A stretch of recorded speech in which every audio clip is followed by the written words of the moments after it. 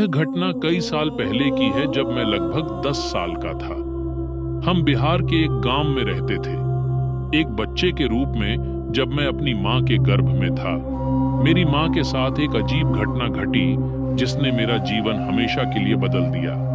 इससे पहले यह कहना जरूरी है कि हमारा गांव हरियाली और हरियाली से घिरा, सीधे साधे लोगों से भरा और बिल्कुल ग्रामीण माहौल वाला एक खूबसूरत गांव था।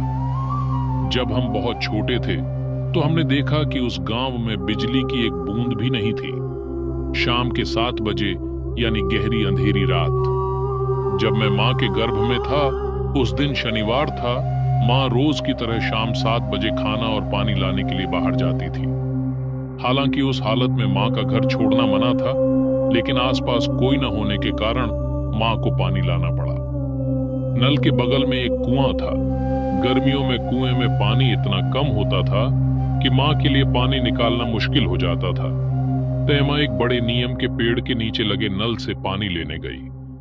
जब माँ पानी भर रही थी तो चारों तरफ अंधेरा था।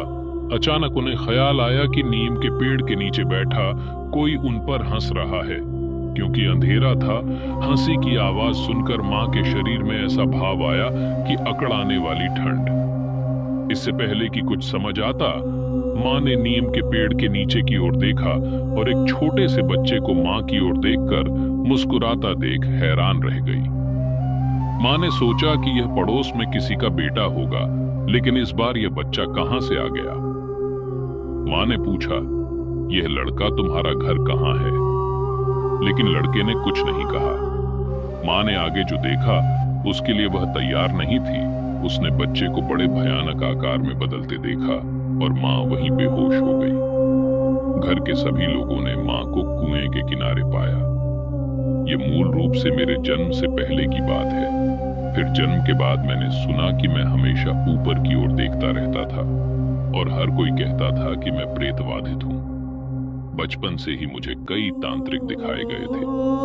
फिर एक दिन मेरे बड़े चाचा मेरे लिए दूर प्रांत के एक तांत्रिक से एक ताबीज लाए और कहा कि मुझे ताबीज कभी नहीं खोलना चाहिए। ऐसे ही दिन बीत रहे थे। पापा शहर में काम करते हैं और महीने में 2 बार घर आते हैं। मैं बाकी समय घर पर अपनी माँ के साथ बिताता हूँ। वह भारी बारिश का दिन था। हमें अच्छी तरह याद है कि वह दिन शनिवार था। उस दिन स्कूल खत्म होने के बाद जब मैं घर लौट रहा था तो काफी दोपहर हो चुकी थी। मैं हाथ मुंह धोकर कुछ खाने बैठा ही था कि अचानक मेरी माँ आ गई और बोली कि चलो तुम्हारे सिर में तेल लगा दो। तेल लगाते समय अचानक माँ बोली, तेरे गले में ताबीज कहाँ है? मुझे अचानक यह देखकर आश्चर्य हुआ कि ताबीज मेरे गले में नहीं था। मैंने अपनी माँ को बताया कि कहीं कुछ गिर गया है और वह बहुत गुस्सा हो गई, लेकिन मुझे समझ नहीं आया कि मेरा क्या इंतजार कर रहा है। इतने वर्षों में मेरे साथ कुछ नहीं हुआ, इसलिए मैं ताबीज के बारे में भूल गया। रात के 12 बजे होंगे। मैं अपनी माँ के साथ सोता हूँ, लेकिन उस दिन मैं अपने कमरे में सो रहा था। एकदम अंधेरा था। मैंने इतनी रात को सोचा कि कॉल कौन दबा रहा है। इस बीच मुझे नींद आ गई। मैंने सोचा माँ या नहीं। एक बार तो सोचा कि जाकर माँ को बुला लाऊं। सोचा नहीं कि पड़ोस का कोई होगा, पर पता नहीं क्यों आवाज बंद नहीं होती। तभी मैंने वो आवाज सुनी और बाहर जाकर देखा तो बाहर कोई नहीं था। लेकिन मुझे पता था कि नल के पास से कौन भागा है। मुझे लगा कि मैं चोर हूँ और आगे भागा तो देखा कि एक बच्चा मेरी ओर देखकर मुस्कुरा रहा है। मैं बहुत डर गया और वहीं बेहोश हो गया। जब मुझे होश आया तो मैंने देखा कि मेरे माता पिता और रिश्तेदार मेरे आसपास बैठे हैं। जब मैंने उन्हें पूरी कहानी बताई तो उन्होंने कहा कि जिस बच्चे को मैंने कल रात देखा था वह वही लड़का है जिसे मेरी माँ ने कई साल पहले देखा था। मुझे आज उस लड़के के बारे में पता चला।